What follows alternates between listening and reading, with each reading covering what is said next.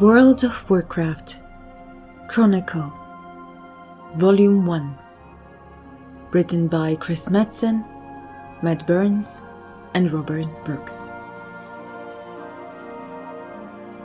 Chapter 1, Menace. Origins. Before life began, before even the cosmos took shape, there was light, and there was void. Unfettered by the confines of time and space, the light swelled across all existence in the form of a boundless prismatic sea. Great torrents of living energy flitted through its mirrored depths, their movements conjuring a symphony of joy and hope. The ocean of light was dynamic and ever-shifting, yet as it expanded, some of its energies faded and dimmed, leaving behind pockets of cold nothingness. From the absence of light in these spaces, a new power coalesced and came to be. This power was the Void, a dark and vampiric force driven to devour all energy, to twist creation inward to feed upon itself. The Void quickly grew and spread its influence, moving against the flowing waves of light. The mounting tension between these two opposing yet inseparable energies eventually ignited a series of catastrophic explosions, rupturing the fabric of creation and birthing a new realm into existence. In that moment, the physical universe was born. The energies released by the clash of light and void raged across the nascent cosmos, raw matter merging and spinning into primordial worlds without number.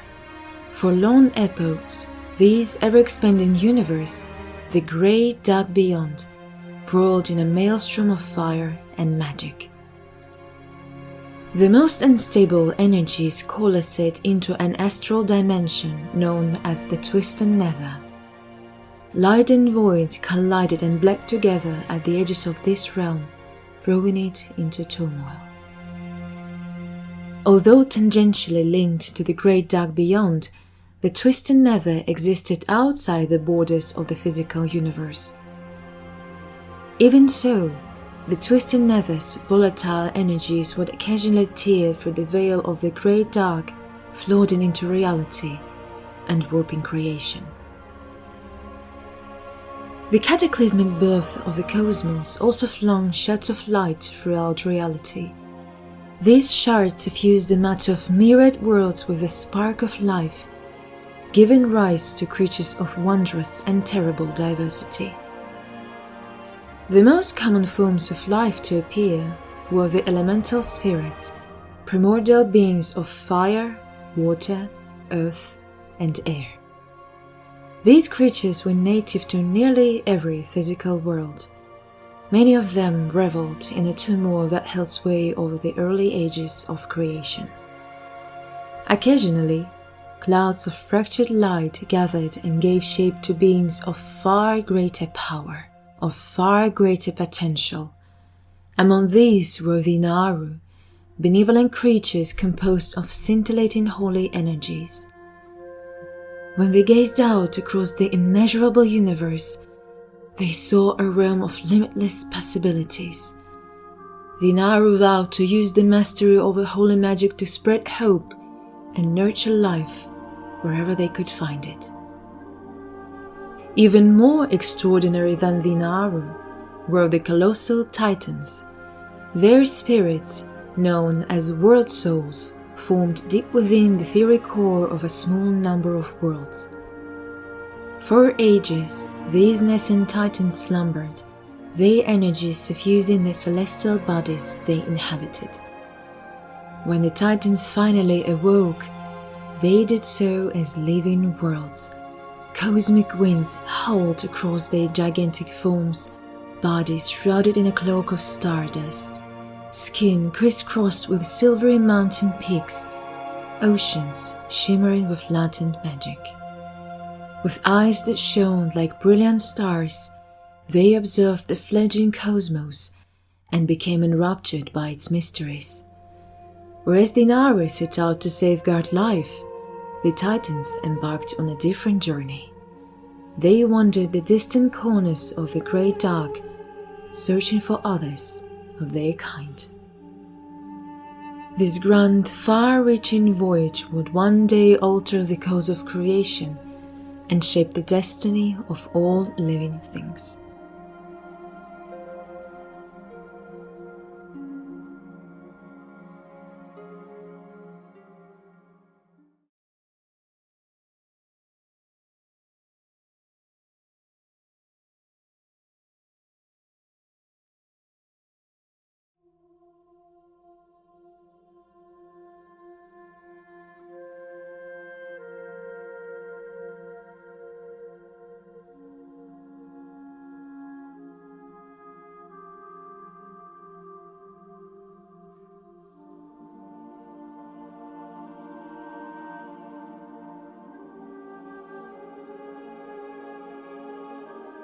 The Titans and the Ordering of the Universe. No one knows when or why the first Titan awoke, but legends hold that his name was Aman'Thul. Though Aman'Thul was alone, he knew in his heart that others of his kind must exist. Thus, he explored the worlds of the great dark beyond, intent on finding more Titans. His quest was arduous and lonely, but it was ultimately fulfilling. In time, he discovered other nascent world souls. Aman'Thul lovingly nurtured these newfound kin and roused them from slumber. Those who awakened devoted themselves to his noble search. Aman'Thul and his siblings later became known as the Pantheon. They were benevolent by nature, creatures aligned with order and stability. The Pantheon possessed a natural affinity to the latent magic in the universe. Fully aware of their incredible power, they bound themselves to a code of temperance toward the civilizations they encountered, even those of the unruly elemental spirits. The Titans of the Pantheon came to realize that order was crucial to finding others of their kind. On each world they encountered, they employed techniques to ascertain whether a world soul was present. The Pantheon would first pacify the world's raging elemental populations. Then, they would reshape the world, forming great mountains, fathomless seas, and roiling skies. Lastly, the Titans would seed myriad life forms across the newly ordered world. In doing so, the Pantheon hoped to call forth the world soul and help bring it to maturity. Most of the time, however, the worlds visited by the Titans proved inert. The Pantheon vowed to maintain and protect all of these worlds, even those that did not contain a slumbering spirit. To do so, they empowered primitive life forms to uphold the integrity of their ordered worlds. The Pantheon also embedded colossal machines in the surface of the worlds that they had shaped. Through these devices, the Titans could monitor their worlds and purge them of life should their evolutionary paths succumb to disorder. To aid the Pantheon, Aman'Thul called upon a mysterious race known as a Constellar. These celestial beings observed the many worlds ordered by the Titans, staying vigilant for any sign of instability. When it was necessary, the Constellar could initiate a fail-safe procedure to score life from a world in the hopes of resetting its evolutionary process. Over the ages, the Pantheon discovered fewer and fewer world souls, yet they remained undaunted. They knew that the universe was vast beyond measure, and even after epochs of exploring the stars, they had only plumbed but a small corner of creation. Unbeknownst to the Titans, malign forces were also hard at work in the distant reaches of a great dark.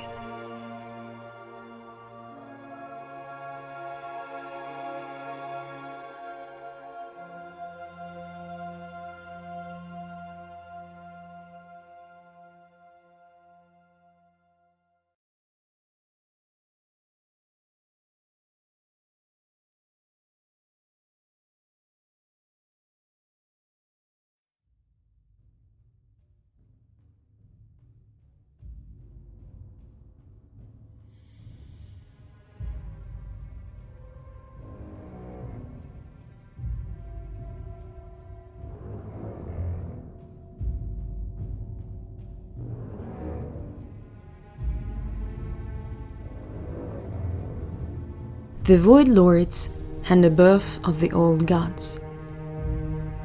From the moment the cosmos came to be, dark spirits within the void sought to twist reality into a realm of eternal torment. These entities were known as the Void Lords, and they had long watched the Pantheon and their journey from world to world. Envious of their power, the Void Lords sought to corrupt one of the world-shaping titans into an instrument of their will. To achieve this goal, the Void Lords struggled to manifest in the physical universe. As they did so, their energy seeped into reality, warping some of the unsuspecting denizens of creation. Yet the noble and virtuous titans proved impervious to this insidious corruption. Eventually, the Void Lords moved to exert their influence over a titan in its most vulnerable state, before it had awakened. The Void Lords did not know which worlds contained slumbering titan spirits. Thus, they pooled their power and hurled dark creatures throughout the physical universe, hoping some would smash into a world soul. An unknown number of the Void Lords' creations halted through the Great Dark.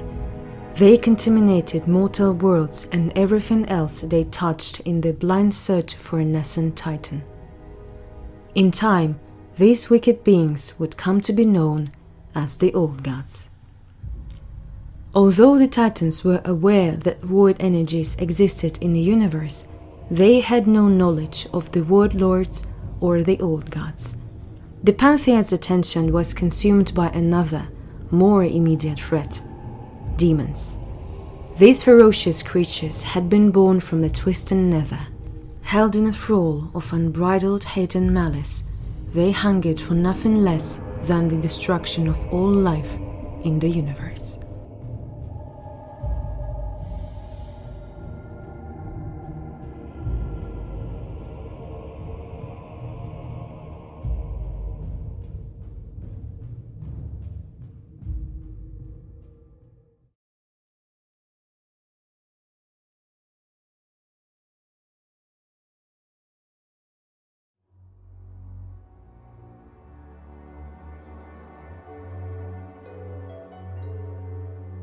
The rise of demons. Just as in a great dark beyond, life had also arisen in a twisted nether. The creatures that emerged from this turbulent realm were known as demons. They had been formed as a result of the light and void energies that bled together at the borders of a twisted nether. The demons embraced the furious passions and reveled in pushing the boundaries of their power, heedless of the consequences. Many of these aberrations indulged in a highly volatile energy that pervaded the nether. Some learned to wield the all-consuming powers of fell magic. Before long, these bloodthirsty demons clawed their way into the physical universe, terrorizing mortal civilizations and bringing ruin to world after world. Demons came in many forms. Some, like the two-headed void hounds, roamed the trackless wastes of the nether like ravenous beasts. Others, such as the monstrous abyssals and infernals, were mindless amalgamations of matter and fell energy, created by more powerful and intelligent demons. Among these greater demons were the Nathrazim, otherwise known as Dreadlords. Cunning and manipulative, they dedicated their existence to mastering the arts of shadow magic. The Nathrazim relished infiltrating mortal civilizations, sowing unrest and turning nation against nation. As these societies devolved and crumbled from within, the Nathrazim would corrupt their populations, twisting innocence into new and horrific breeds of demon.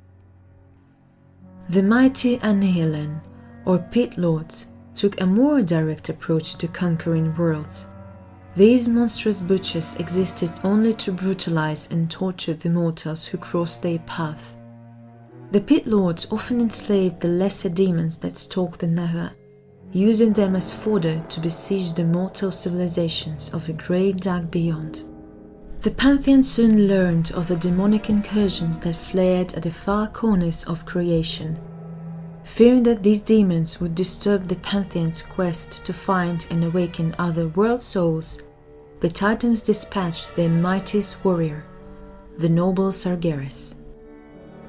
Without hesitation, the great-hearted Titan set out and pledged he would not rest until he had cleansed the universe of all demonic influence.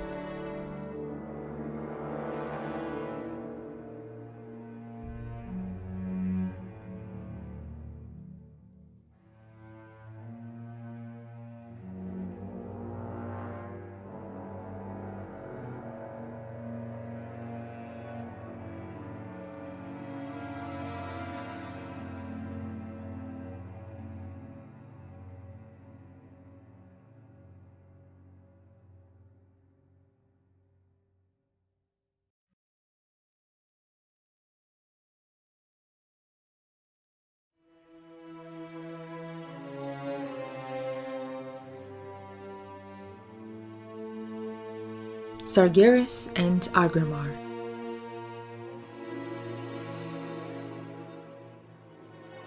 Even among the extraordinary members of the Pantheon, Sargeras displayed an unmatched courage and strength. These traits would suit him well for the harrowing task of hunting demons. Guided by his unshakable conviction, he launched himself into the great dark. Sargeras was soon drawn to worlds inundated with erratic and volatile energies. In these places, the influence of a twisted nether had spilled into the physical universe, allowing vast numbers of demons to manifest. For ages, Sargeras traveled to these beleaguered worlds, fighting to spare the mortal inhabitants from invading demons. He saw his foes reduce entire civilizations to smoldering husks, warping their denizens into hateful and depraved aberrations. Witnessing this staggering loss and ruin filled Sargeras with an overwhelming sense of helplessness. Before embarking on his mission, he had never imagined such evil could exist in the universe. Nevertheless, the unruly demons were disorganized and incompetent. Sargeras easily defeated his foes, winning victory after victory. As his battles dragged on, he became aware that some demons had learned to wield void energies. Through investigating these dark powers and where they originated from, the Sargeras discovered that malign intelligence was spreading corruption throughout the cosmos. These intelligences were the Void Lords, and they were far more powerful than demons. The presence of the Void Lords left Sargeras deeply troubled. He pondered what the powers of the Void were planning, and what their existence could mean for the universe.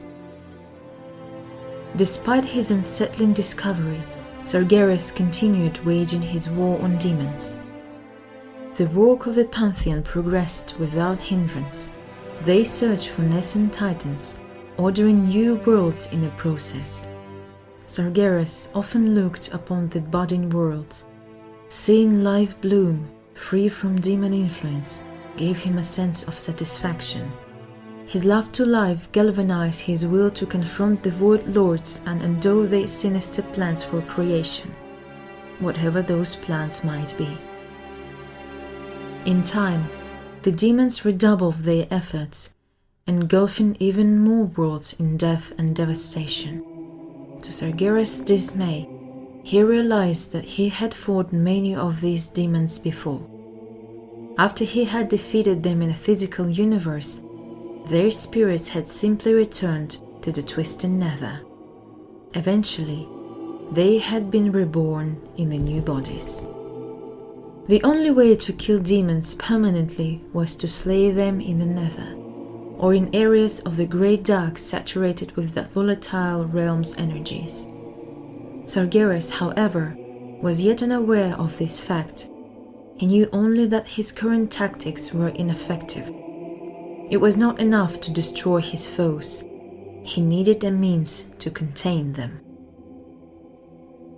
Concerned about this development and the continued influx of demonic activity, the Pantheon sent another Titan to aid their champion. His name was Aggramar, and though he was inexperienced in battle, he proved a quick study. He earned Sargeras' admiration and became the Titan warrior's trusted lieutenant. For many millennia, they fought shoulder to shoulder, an impenetrable bulwark against the ravaging demonic onslaught. With Aggramar able to hold his own in battle, Sargeras had time to closely study the properties of a twisted nether and find a way to contain demons. Though he hadn't yet grasped the volatile realm's full scale, he had learned how to manipulate and shape some of its energies. Sargeras used this knowledge to forge a prison within the nether. Known as Madam, the plane of banishment, it would act as an impregnable pocket dimension from which nothing could escape. No longer would demons be reborn after defeat. Now, they would be contained within this prison, where they would languish for all eternity. As Aggramar and Sargeras continued their campaign, the prison overflowed with captive demons and their destructive fell energies. Soon, these energies became so great that they began tearing at the veil between the nether and the physical universe. The prison appeared in distant reaches of the Great Dark as a burning, verdant star. Sargeras and Aggramar's valiant efforts soon brought peace to the cosmos. Demonic incursions would remain a constant threat to the Great Dark, but they became increasingly rare. The Titan's worlds prospered, and life, in all of its complexity, flourished.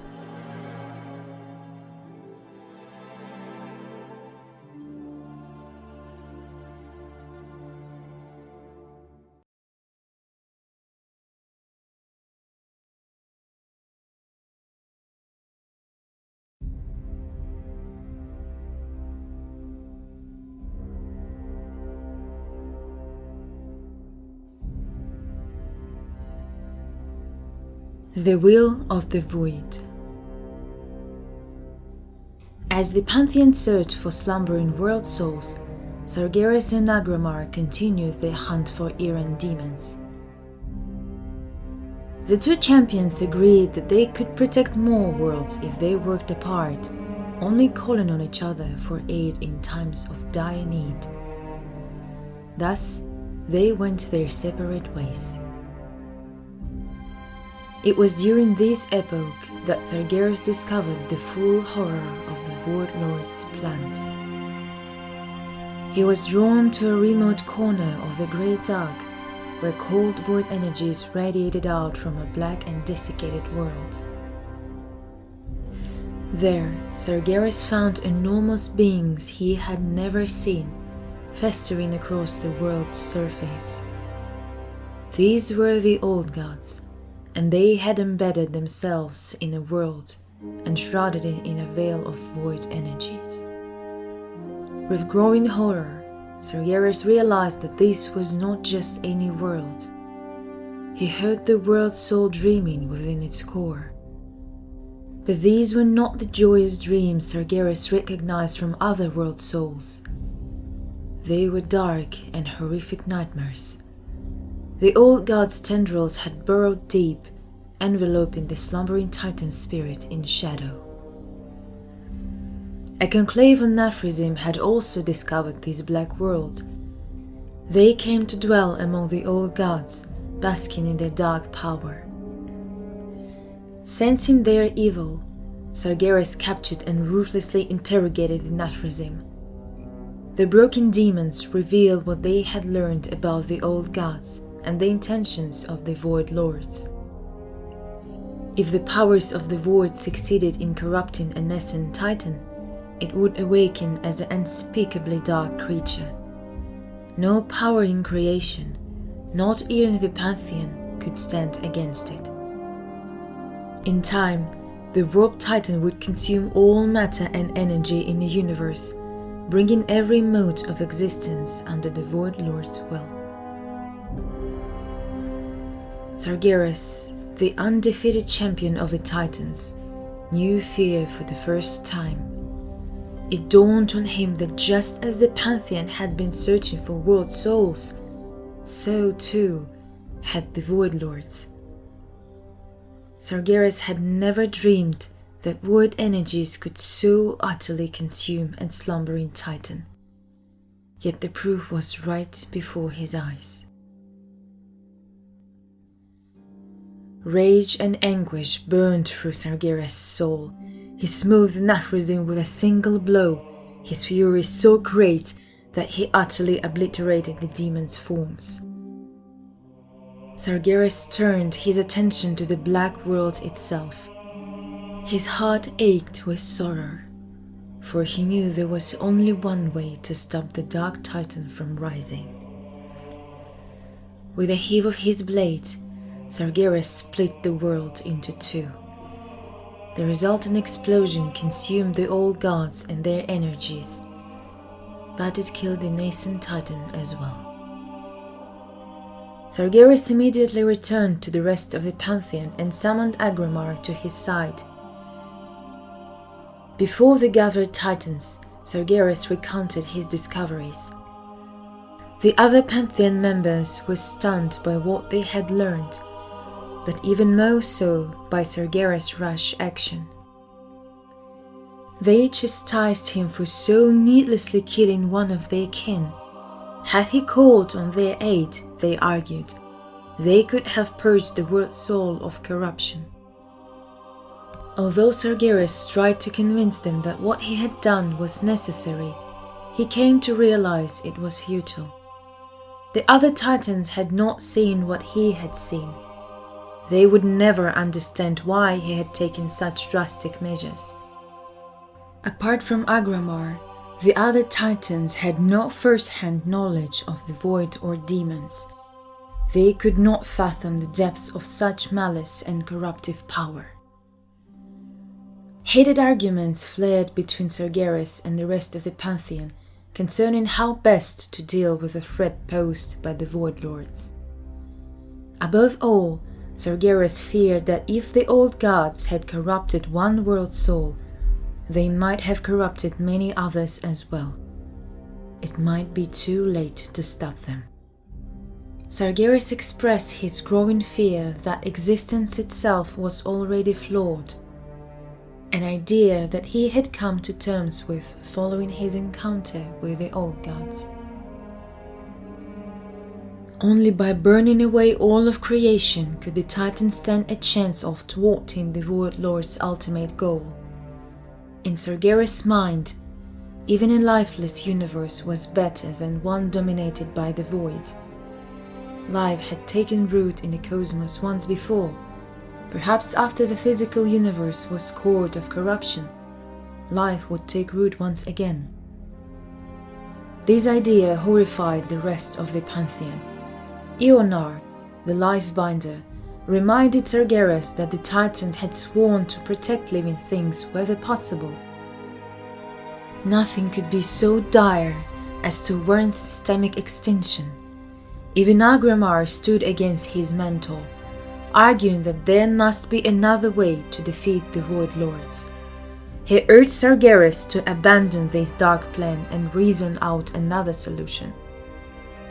Overcome with despair and feelings of betrayal, Sargeras stormed away from the other Titans.